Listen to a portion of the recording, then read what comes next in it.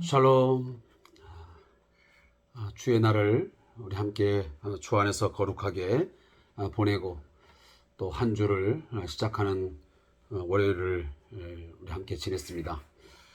사랑하는 성도 여러분, 물론 한 주의 시작이 주일이지만 우리 보통의 직장인들 또 사업을 운영하시는 분들은 월요일부터 본격적인 또 업무와 또 일들을 감당하게 됩니다. 아무쪼록 주의 날에 제가 광고 시간에 말씀드렸지만 딱 한 장 남은 이 2020년도 한 달 잘 마무리하시고 또 하나님께서 주시는 지혜로 좋은 계획들을 세우시면서 2023년도를 준비하는 소중한 한 달 되기를 다시 한번 당부의 말씀을 드립니다. 먼저 잠깐 우리 기도하고 말씀 묵상을 시작하겠습니다.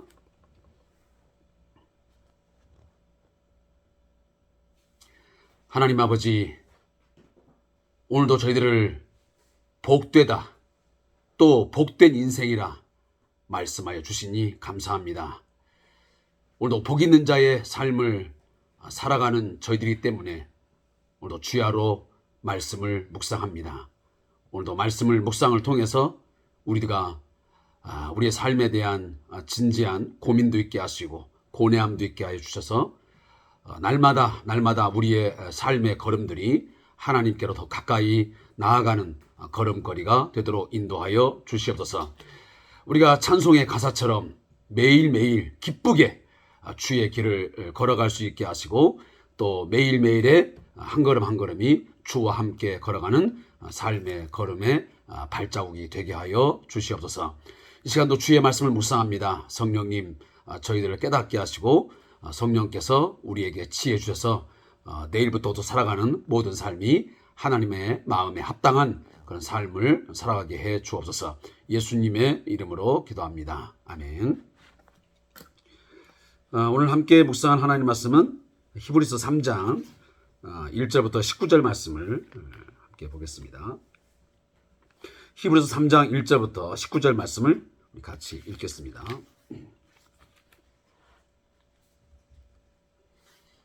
말씀을 봉독하겠습니다. 그러므로 함께 하늘에 부르심을 받은 거룩한 형제들아, 우리가 믿는 도리의 사도이시며 대제사장이신 예수를 깊이 생각하라.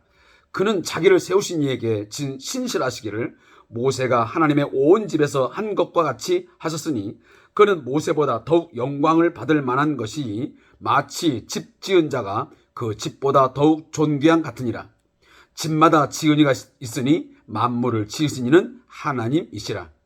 또한 모세는 장래에 말할 것을 증언하기 위하여 하나님의 온 집에서 종으로서 신실하였고 그리스도는 하나님의 집을 맡은 아들로서 그와 같이 하셨으니 우리가 소망의 확신과 자랑을 끝까지 굳게 잡고 있으면 우리는 그의 집이라. 그러므로 성령이 이르신 바와 같이 오늘 너희가 그의 음성을 듣거든 광야에서 시험하던 날에 거역하던 자가 것같이 너희의 마음을 완고하게 하지 말라. 거기서 너 열조가 나를 시험하여 증언하고 40년 동안 나의 행사를 보았느니라. 그러므로 내가 이 세대에 노하여 이르기를 그들이 항상 마음이 미혹되어 내 길을 알지 못하노다 하였고 내가 노하여 맹세한 바 같이 그들은 내 안식에 들어오지 못하리라 하였느니라.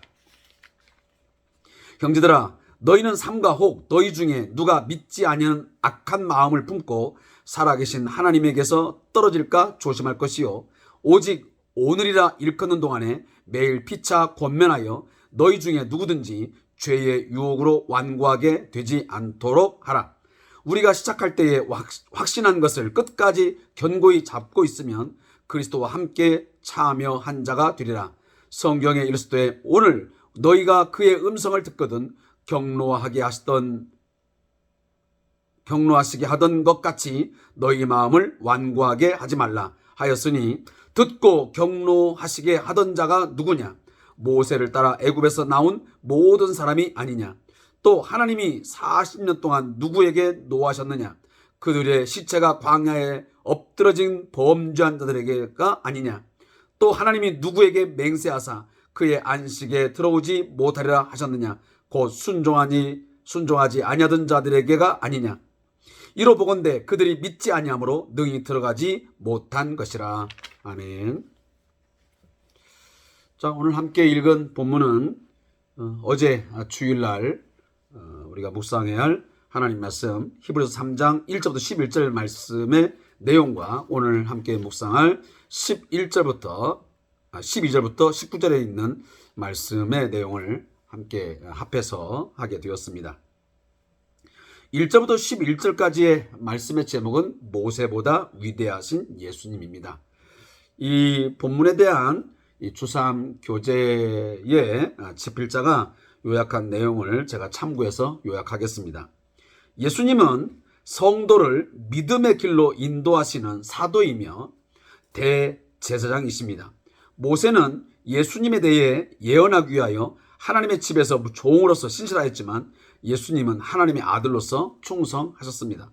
그러므로 우리는 예수님이 이루실 구원에 대한 확신과 자랑을 굳게 붙잡고 끝까지 믿음으로 순종해야 합니다.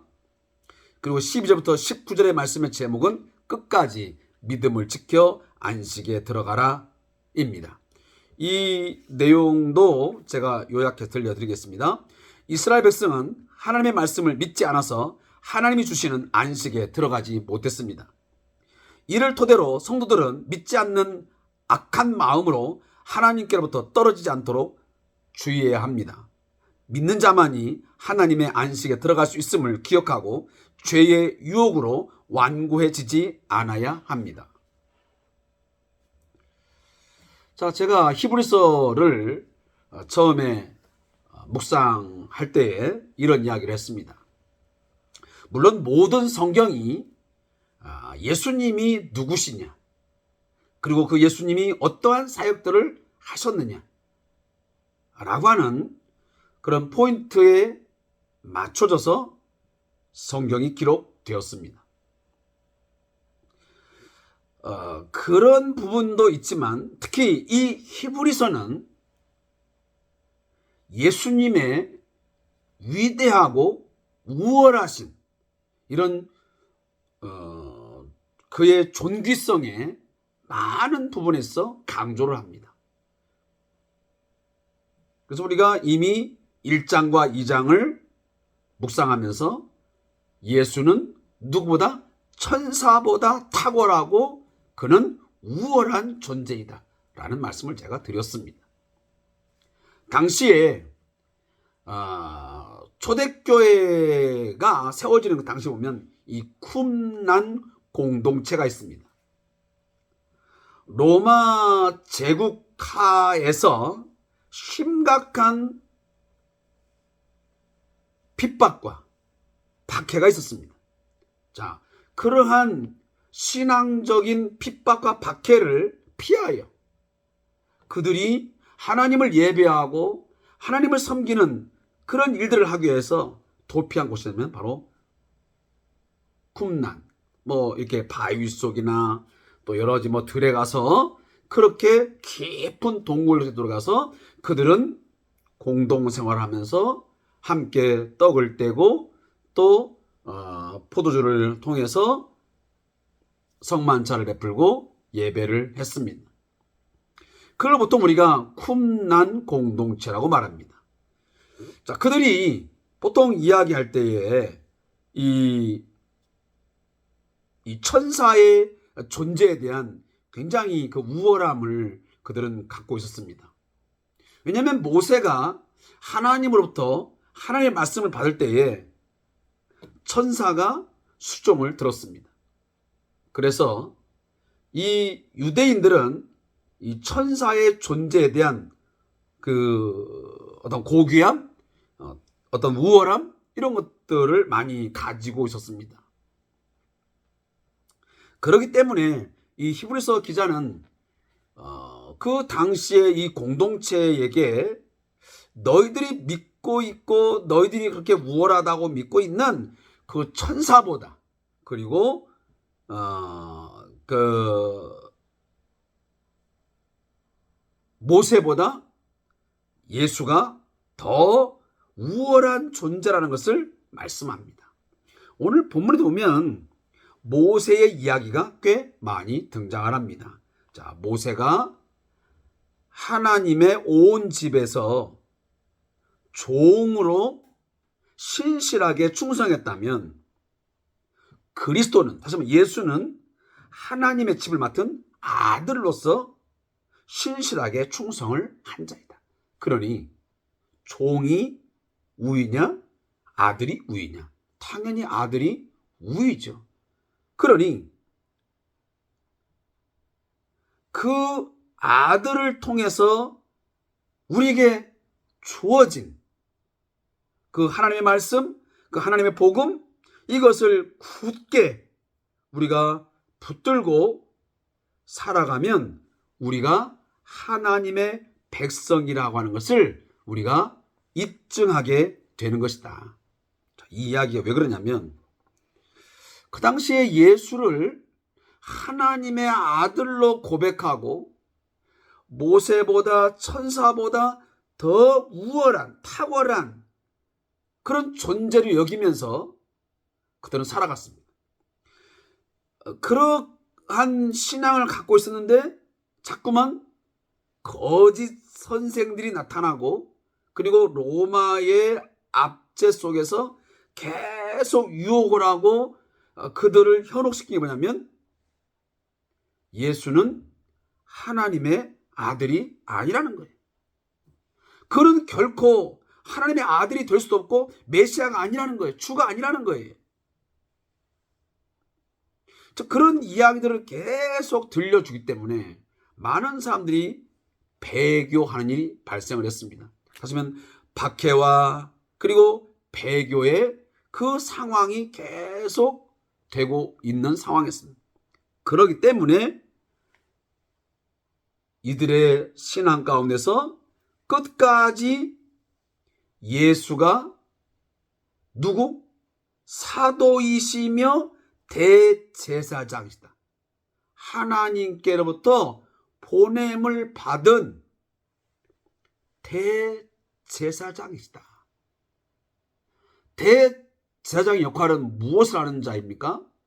과거에 보면 성전에서 백성들이 죄를 고백하기 위하여 죄를 사함받기 위하여 제물을 갖고 나오면 그 제물을 잡아서 피를 가지고 하나님 앞에 나아가 제사를 드림으로 그 죄사함의 그 속죄의 제물을 드리는 하나의 중보자 역할을 하는 사람이 누구냐면 바로 대제사장이었습니다.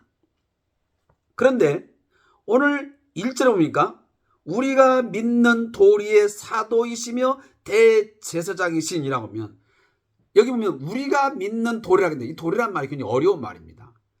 이 말을 좀 더 쉽게 말하면 우리가 고백하고 있는 사도이시며 대제사장이신 그 예수를 우리가 끝까지 붙들고 굳게 붙들고 있으면 우리가 하나님의 백성임이 증명된다.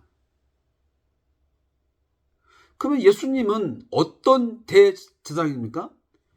과거의 구약에서의 대제사장은 양이나 소나 염소, 비둘기 이런 걸 가지고 나오면 그 제물을 가지고 피를 갖고 나갔습니다. 그런데 예수님은 자신이 직접 제물이 되어서 자신의 피로 하나님 앞에 속죄의 제사를 드렸습니다.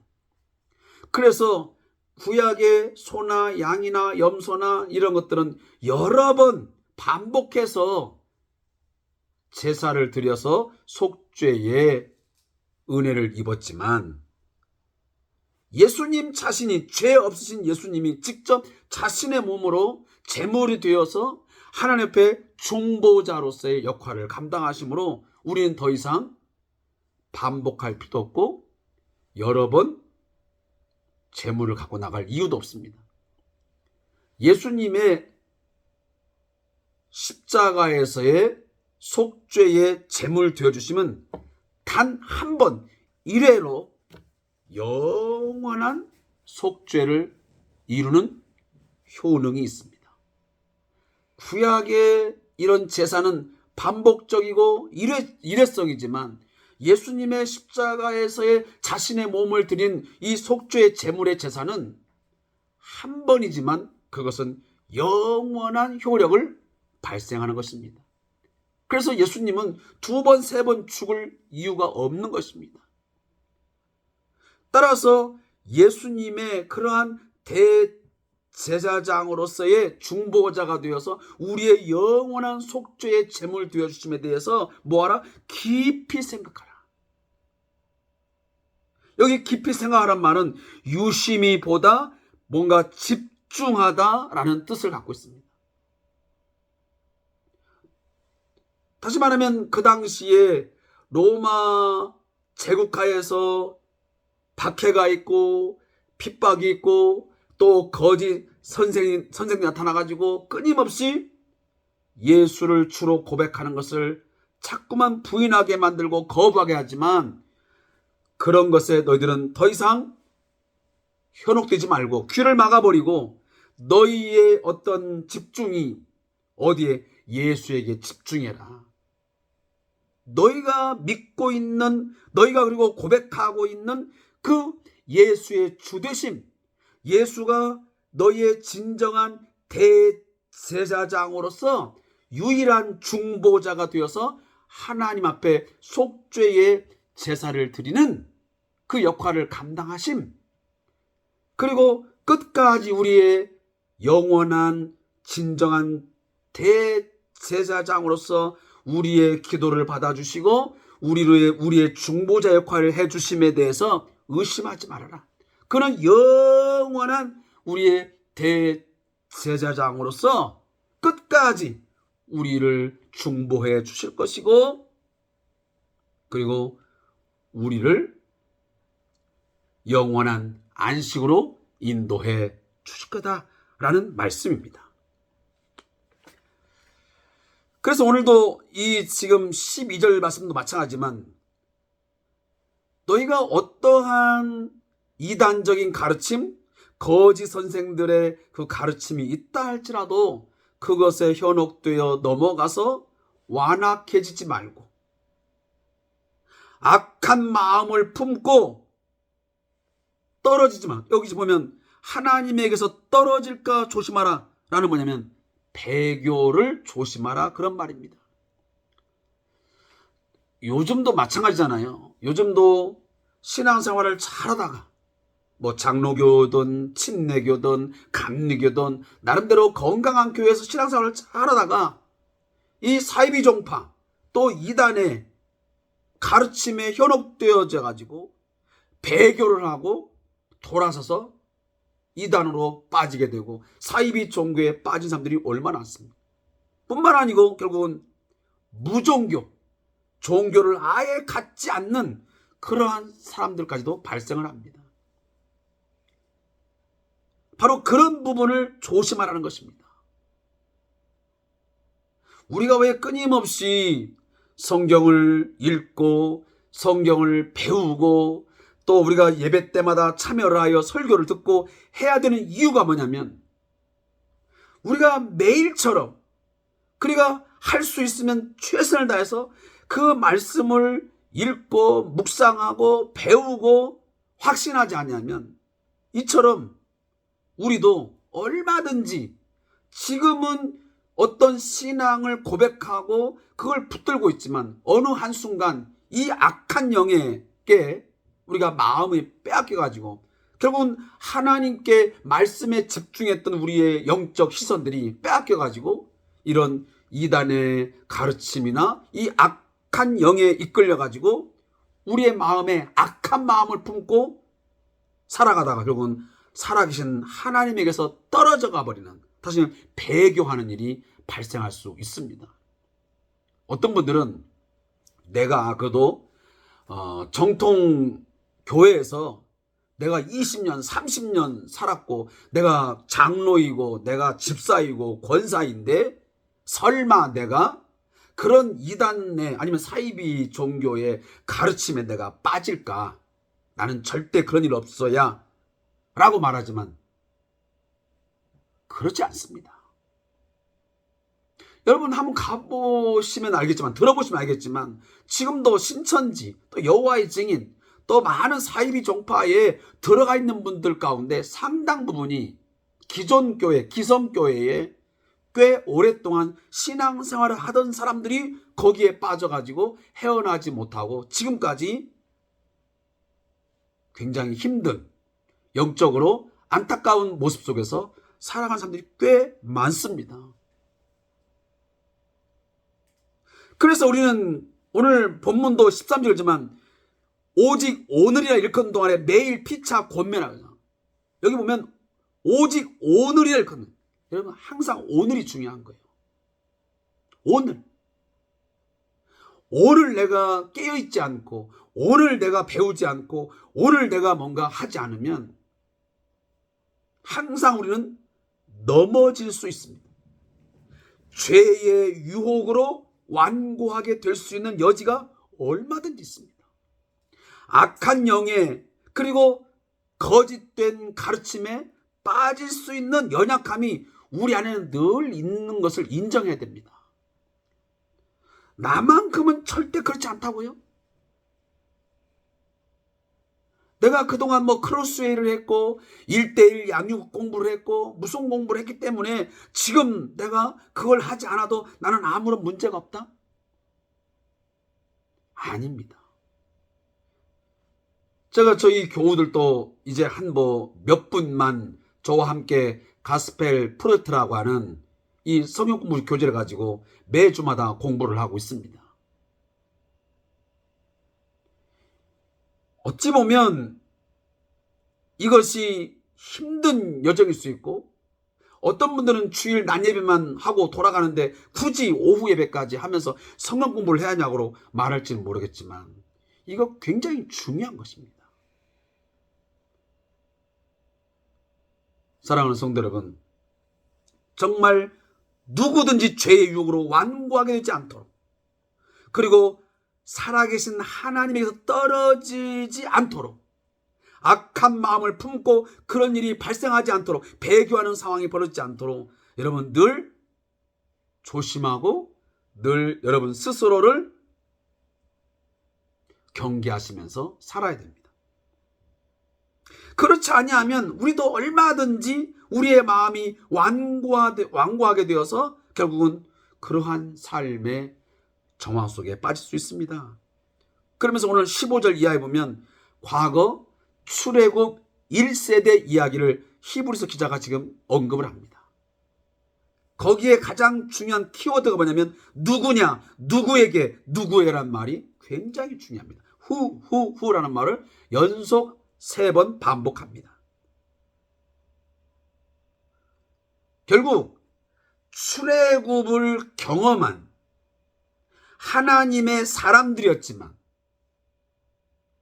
그들이 깨어있지 못하고 끝까지 하나님께 집중하지 못하고 하나님의 말씀에 붙들린 바 되지 못했을 때 결국은 그들은 불순종하게 되었고, 그 불순종이 결국은 광야의 시체로 남게 되었고, 마침내 그 좋은 약속의 땅 가나안에 들어가지 못하는, 가나안의 그 안식에 들어가지 못하는 불행을 겪게 되었던 것입니다. 제가 이런 얘기를 하게 되면 어떤 분들은 한번 예수 믿고 구원받은 사람은 절대로 구원에서 떨어지지 않는다 하는데 왜 그런 이야기를 하냐고 혹 하시는 분이 있는지 모르겠습니다. 여러분, 우리의 구원이 자동 판백입니까?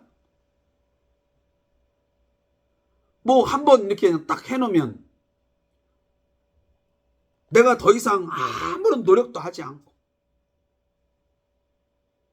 전혀 뭔가 아무것도 하지 않아도 내가 한번 예수 믿고 나는 고백했다. 그러니 나는 내 구원에 있어서는 전혀 의심할 필요가 없다. 그러니 그냥 성경 공부도 하지 않고 뭐 주일 예배도 그냥 대충 하고 이렇게 설렁설렁하면 내가 모든 것이 다 끝까지 하나님이 알아서 해주리라고 믿고 살아가는 것이 과연 정상적입니까?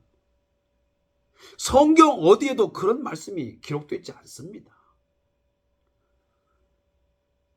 성경의 말씀들을 늘 보면 주여 주여 하는 자마다 다 천국에 들어갈 것이 아니요 라고 말씀하지 않습니다. 주여 주여 한다고 다 되는 게 아니에요.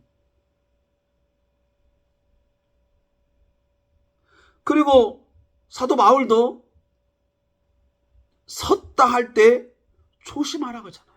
넘어질까 조심하라고 하잖아요. 오늘 본문도잖아요. 너희가 악한 마음을 품고 살아계신 하나님께 떨어질까 조심하라고 하잖아요. 죄의 유혹으로 완고하게 되지 않도록 조심하라고 하잖아요. 내가 한번 구원받으면 끝까지 다 하나님이 하실 것 같으면 이런 말씀들이 왜 기록되겠습니까?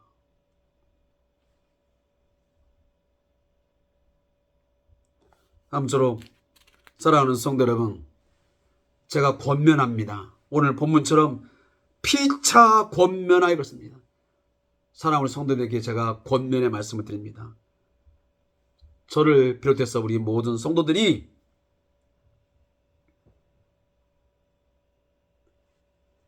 예수를 믿는 그 믿음을